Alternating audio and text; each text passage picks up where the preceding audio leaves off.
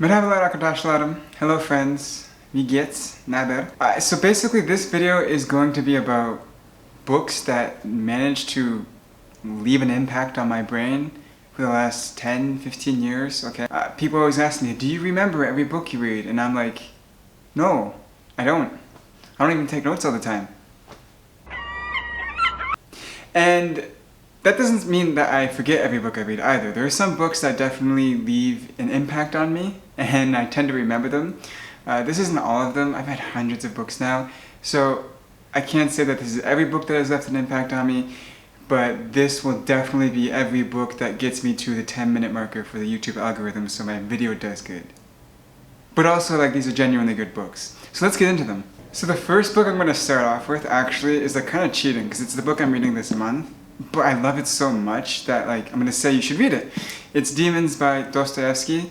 If you haven't read this book yet, go and read it. I don't know, just go and read it. It's a really good book.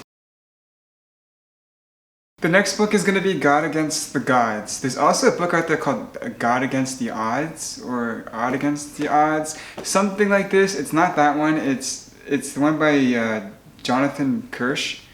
Basically, this book argues that monotheism in like ancient Rome was very bad, and if you go and follow monotheism in ancient Rome, you'll see that like the polytheists or like the pagans, basically with this relatively peaceful people, they kind of accepted everybody's religion, and then monotheism came in and caused a bunch of violence, which supports the thesis that like monotheism is the root of all evil, or like the root of intolerance, and that we need to get away from monotheism and move towards polytheism. The book left a lasting impact on me. I don't remember everything in it, but it's an interesting hypothesis nonetheless. Against Method is basically Paul Feyerabend wrote this book, and he was like attending some Vienna debate club, big brain stuff, and what the book is about is the sociology of science. In a sense, the book is actually arguing against scientific methods, and he goes over different innovations that have occurred in science that didn't follow any strict method, and arguably the innovations followed a completely new method, right? Like it was something that wasn't being done before, and he basically takes the cliche textbook understanding of science and debunks it. That is a lucid, intelligent, well thought out objection. Thank you, Your Honor. Overruled. He also points out to some of the sociology of science literature, and finds that even just the way that researchers interact inside a lab can have a massive impact on scientific development. And he gets away from the philosophy and more into the realities of science, which for that reason this book has left a lasting impact on me. But if you're someone who really buys into the scientific method, this might also be a good book for you as well. The next two books are Pragmatism, The Cambridge Companion, and then William James's Pragmatism. If you had to ask me what kind of pragmatism I like, I would say William James, but with some twists. I tend to take this viewpoint that pragmatism is compatible with either empiricism or rationalism. It's more about like the consequences in some sense that matters, but not always the consequences. Maybe it's just your preference to like support some kind of idealistic worldview independent of consequences. This will give you the general framework of what I'm talking about, and then this will kind of break down the details that are kind of different than William James's pragmatism.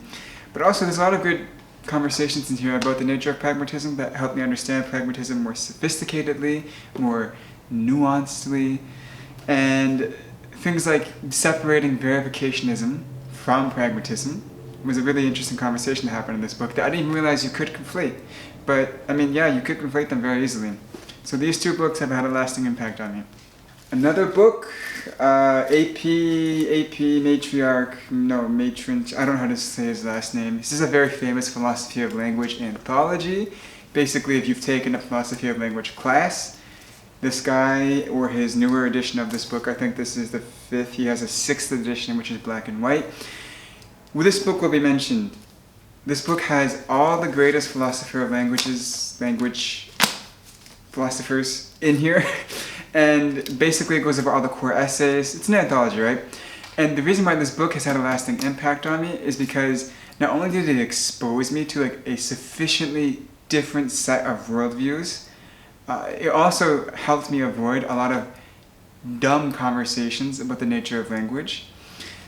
when I debate people, I mean, I read books, so like I love to debate people, but even when I read books, I see people who haven't studied the philosophy of language start talking about the philosophy of language without realizing it. And in my mind, I'm like, dude, you could just avoid this whole muddy situation you've set up here if you just understood how many presuppositions you're making about language, right? Because people make weird arguments that have to necessarily be true according to their philosophy of language, right? Or even the same thing actually happens in international relations. People start using things like realism and idealism in international relations without realizing that it connects back to philosophy, and they start making these grand claims about human nature and metaphysical claims about the nature of the state, but they don't have any understanding of like the philosophical underpinnings of these terms, realism and idealism, and so they just make a mess of everything. This book will teach you not to make a mess of language. That's basically it. You are dirty. Schopenhauer, this is actually not Schopenhauer's work. To be honest, Schopenhauer's actual works are really difficult to read. For example, the word will in Schopenhauer has 4 nuanced meanings, and he will use sentences like, it is a byproduct of the will to be free from the will, and like the second will mean something completely different than like the first will. This book will teach you how to read Schopenhauer and also introduce really, really good ideas about Schopenhauer and how to interpret some of the confusing language.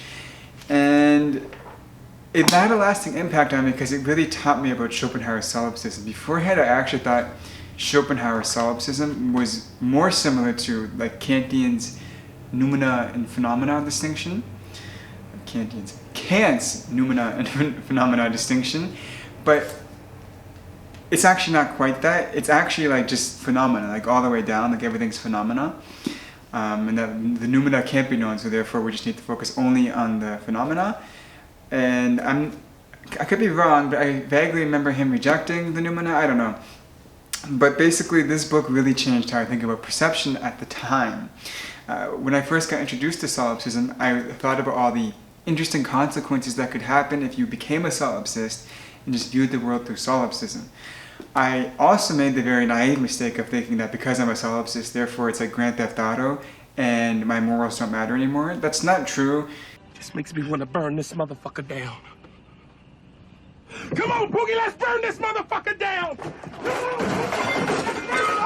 Solipsists don't necessarily entail that they have control over the agents in their environment, and that the agents in their environment, which are again a byproduct of themselves or of their will, have this reaction to bad morals. You could definitely sneak morals into solipsism. It's not just destructive worldview that everybody thinks it is. But again, this book had a lasting impact on me, and I'll probably at some point reread this book when I decide to actually venture more into German philosophy. I'll probably do Western, like ancient philosophy first before I ever do that, but we'll see.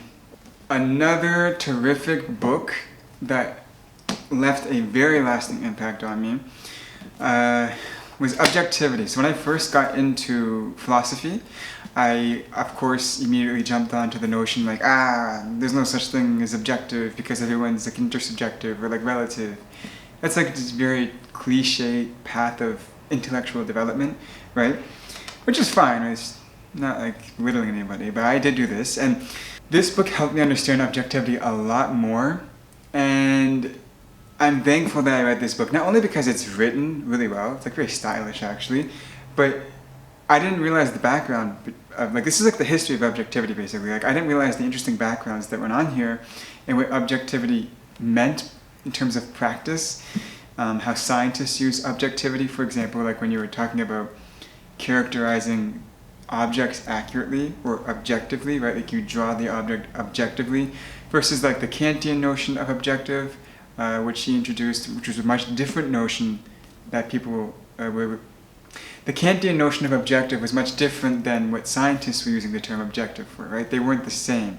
Same word, but completely different meaning. This is a really fun book, and the whole history of objectivity, I just remember it because it was so interestingly conveyed. Book left a lasting impact on me, and I would highly recommend reading it, especially if you're new to philosophy. So these are some of the books that have just stuck with me over the years. They're books that have been good enough on their own that I didn't need to take notes. The ideas were terrific. I enjoyed them. I would say that these books are worth reading as well for you if you want to have these same alterations of your consciousness. But with that being said, tschüss.